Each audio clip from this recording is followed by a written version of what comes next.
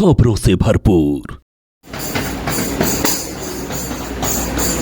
सलमान मेहमान कदरदान जामिया हमदर्द के नौजवान, हम फिजियोथेरेपी के छात्र एवं छात्राएं वर्ल्ड फिजियोथेरेपी डे पर आपके लिए लाए हैं स्वयं लिखित स्वयं निर्देशित नाटक।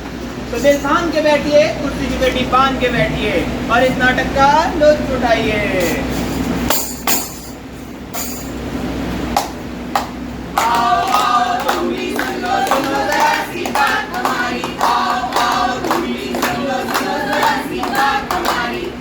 चाचा रे बुआ रे सुन लेता हूँ रे, हे चाचा रे बुआ रे सुन लेता हूँ रे।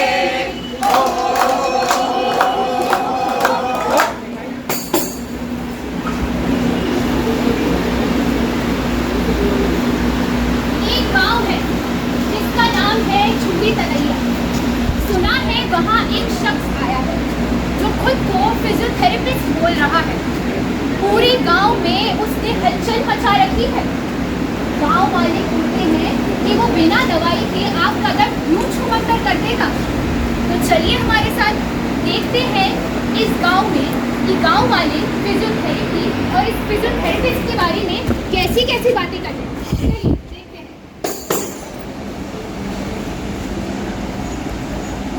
ये मन अटक गया है, कुछ चटक गया है। अरे भाई, क्या अटक चटक गया है? अरे सुनीता, तुमने सुना नहीं क्या? गांव में एक फिजियोथेरेपी करके लड़का आया हुआ है। फिजियोथेरेपी ये क्या होता है? अरे वही जो कभी यहाँ से चटकावे, कभी वहाँ से चटकावे, लेकिन फायदा पहुँचा देवे। हाँ, सच में? हाँ हाँ, सच में। चिंटू के पापा की कमर में बहुत दर्द है, सोच रही हूँ वही दिखा दूँ। हाँ हाँ, दिखा लो, क्या पता फायदा हो जाए।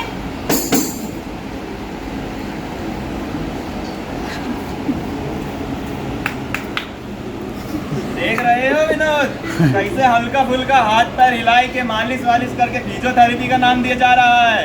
हाँ भाई, अल्लाह ने बहुत मजा रखा है। क्या पता जादू वादू है क्या इनके हाथ में कोई? कौन जादू वादू नहीं, सब फुटबक बात है भाई। तुम्हारे भी तो घुटने में दर्द था, चलो दिखाई लेते हैं। अरे क्या पता ठीक हो जाए। ऐसे कैसे सही हो जाए भाई? बिना दवाई कैसे सही हो जाए भाई? चलो चलो ठीक हो जाएगा। अरे तुम इतना कह रहे हो तो दिखाई लेते हैं, वरना सही नहीं होगा, हम बता रहे हैं। चलो चलो। डॉक्टर साहब देखो, हमारे घुटने में दर्द हो बहुत ज्यादा। क्या हो गया आपको? घुटने में दर्द हो बहुत ज्यादा। लेट जाइए। हाँ डॉक्टर साहब, दर्द हो रहा है डॉक्टर साहब।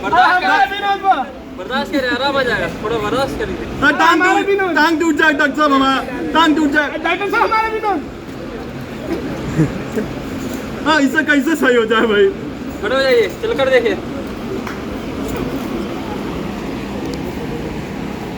दर्द में आराम तो लग रहा है थोड़ा बहुत। तुमने जादू वादू किए हो क्या? हम तो कह रहे थे जादू है। सही कह रहे थे विनोद, तुम सही में बहुत जादू है तुम्हारे हाथ में डॉक्टर साहब, धन्यवाद। आज भी फिजियोथेरेपी को मालिश व कसरत का पेशा समझा जाता है। फिजियोथेरेपी एक ऐसी भौतिक चिकित्सा है जिसकी मदद से हम पुराने से पुरानी दर्द को ठीक कर सकते हैं। फिजियोथेरेपी ने काफ़ी बुलंदियां हासिल करी, फिर भी आज भी लोग इसके बारे में ज़्यादा जागरूक नहीं हैं। हमारा ये कर्तव्य बनता है कि हम फिजियोथेरेपी को छोटे से छोटे गाँव व बड़े से बड़े शहर तक पहुँचाएं।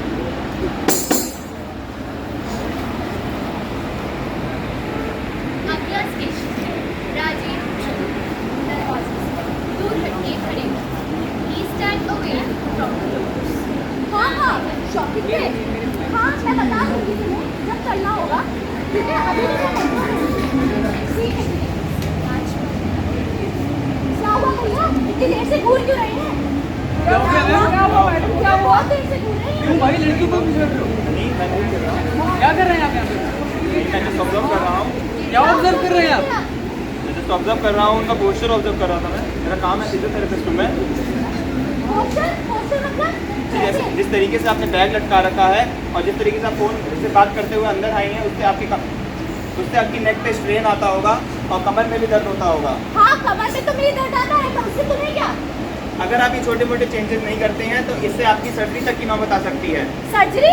नहीं, सर्जरी से तो मुझे बहुत डर लगता है, सर्जरी नहीं करवाऊंगी मैं। सर्जरी नहीं करवानी पड़ेगी आपको, अगर आप थोड़े से रोजमर्रा की जिंदगी में बदलाव लेकर आते हैं तो। बदलाव? बदलाव कैसे? जैसे कुछ लाइफस्टाइल चेंजेस, जैसे ये हील जो आपने पहन रखी हैं उनको छोड़कर अगर आप कंफर्टेबल शूज़ लेते हैं, या आप जब फ़ोन पर बात करते हैं तो ये ध्यान रखें कि आपकी नेक पर ज़्यादा स्ट्रेन ना आए, और रेगुलरली आप जो है अपनी बैक को अगर ट्रेन करते हैं तो ये आपको फिजियोथेरेपी के सेशंस लेने की आवश्यकता नहीं पड़ेगी और सर्जरी तक की नौबत भी नहीं आएगी। जैसा कि हम लोग जानते हैं फिजियोथेरेपी सिर्फ मसाज नहीं, उससे काफ़ी ज़्यादा बढ़ के है। तो फिजियोथेरेपी के अगर हम बारे में बात करें तो बेसिकली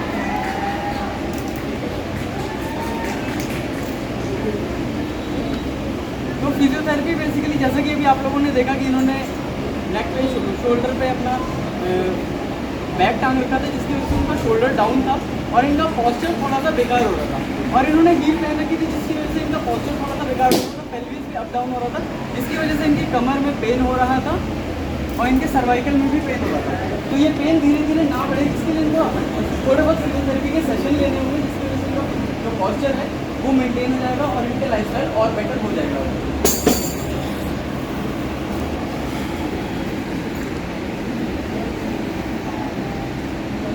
हेलो हेलो अदीबा।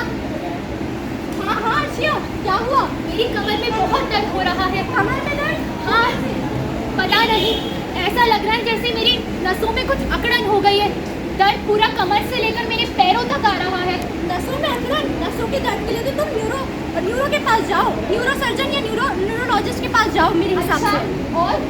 और मेरे ख्याल से तुम MRI लेके जाना अपने साथ। ठीक है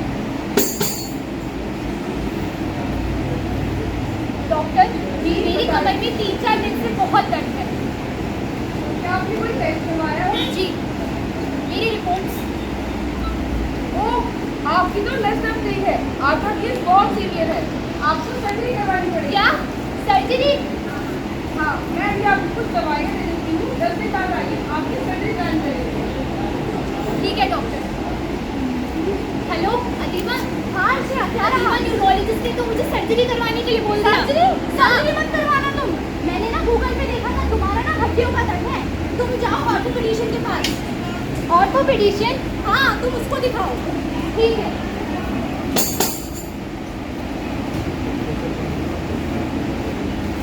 डॉक्टर, 3-4 दिन से मेरी कमर में बहुत दर्द है। ये मेरी रिपोर्ट्स। डॉक्टर, क्या मुझे सर्जरी करवानी पड़ेगी? नहीं, आपको कोई सर्जरी नहीं करवानी है। ये लीजिए कुछ दवा, ये कुछ भी खाइए, जब तक आपको दर्द हो उससे आराम मिल जाएगा। ठीक है डॉक्टर। तो देखा आपने इस महिला को, कैसे ये न्यूरो को दिखाया इसने ऑर्थो को भी दिखाया, पर इसको अभी भी दर्द में आराम नहीं आया। क्या यही है हमारे उपचार की विधि? क्या हो पाएगी इस पेशेंट की कभी सुधार स्थिति?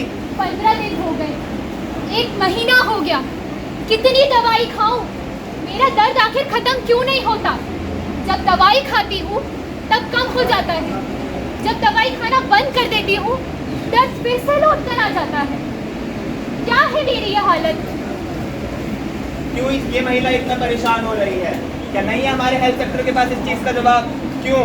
क्योंकि lack of awareness, lack of knowledge और लैक ऑफ नॉलेज की वजह से ये पेशेंट 4 जगह भटकता रहा। इसको अभी तक ये नहीं पता चल रहा कि इसको किस डॉक्टर को दिखाना चाहिए और किसको नहीं दिखाना चाहिए।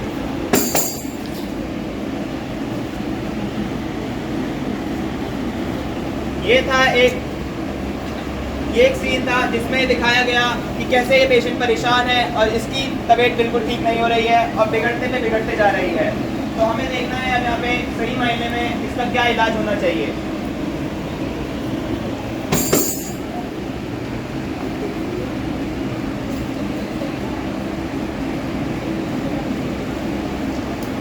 Refer to orthopaedician.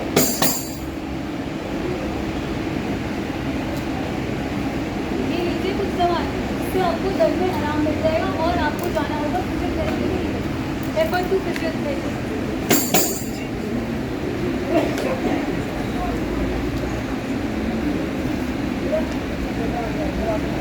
सामने आ जाइए। नहीं, आपको सर्जरी की कोई ज़रूरत नहीं है, बस आप इन दवाइयों के साथ कुछ एक्सरसाइजेस के सेशन और कुछ फिजियोथेरेपी के स्ट्रेचिंग और स्ट्रेंथनिंग के सेशन ले लीजिएगा तो आप सही हो जाओगे। तो देखा आप सभी ने, दर्द कम करने के लिए ज़रूरी नहीं है कि आपको सिर्फ दवाइयों से ही अपना इलाज करना है।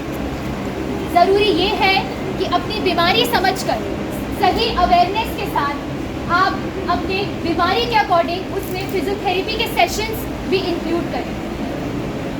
और इसके साथ साथ ज़रूरी है कि सारी हेल्थ केयर सेक्टर्स सब एक टीम की तरह मिलकर काम करें और किसी भी पेशेंट की कंडीशन को उसकी कंडीशन के अकॉर्डिंग एक उसकी ट्रीटमेंट प्रोटोकॉल को एक सही दिशा में ले जाएं। आज वर्ल्ड फिजियोथेरेपी के डे पर हम सब ने एक कोशिश करी, आप सबको जागरूक करने, आप सबको ये बताने की कि आजकल कितनी सारी ऐसी बीमारियां हैं जिनका इलाज सही तरीके से सिर्फ और सिर्फ फिजियोथेरेपी के वजह से हो सकता है। कोविड जैसी इतनी बड़ी महामारी के वक्त पर जहां सारे पेशेंट्स अपने घर पे बंद थे, कहीं बाहर नहीं जा सकते थे, ऐसे वक्त में फिजियोथेरेपिस्ट ने टेली रिहैबिलिटेशन यानी कि ऑनलाइन कंप्यूटर पे पेशेंट्स से बात कर कर उन्हें अपनी एडवाइस और उनको ऐसी एक्सरसाइजेस बताई थी जिससे फेफड़ों में उनकी सांस लेने की क्षमता बढ़ी। तो कितना भी पुराना दर्द या हो कोई जन्म से बीमारी, हो कोई लाइलाज न्यूरोलॉजिकल कंडीशन या कोई पोस्ट एक्सीडेंट सिचुएशन, फिजियोथेरेपी है सबका एक उपचार। अरे ये सब तो ठीक है, बट हमारे रोजमर्रा की जिंदगी में अगर चोट लग जाए तो हम तो डॉक्टर के पास नहीं जा सकते तुरंत, तो उसमें आपकी ये फिजियोथेरेपी क्या काम कर लेगी? बिल्कुल सही कहा। रोजमर्रा की जिंदगी में कुछ ऐसी चोटें होती हैं जैसे कि पैर में मोच या पैर में ठोकर लगने की वजह से कोई चोट या कोई माइनर एक्सीडेंट की सिचुएशन। उस सिचुएशन में आपको फॉलो करना है द प्राइस प्रोटोकॉल यानी कि प्राइस का सिद्धांत। माने प्रोटेक्शन, जिसमें आपको अपनी चोट की सुरक्षा करनी है। इस बात का ध्यान रखना है कि आपकी चोट और ज़्यादा बुरी दिशा में ना जाए या और ज़्यादा खतरनाक ना बने। उसके बाद है रेस्ट यानी कि आराम। आपको अपनी चोट के लिए उपयुक्त और उचित आराम करना है। उसके बाद आइस यानी कि बर्फ की सिका।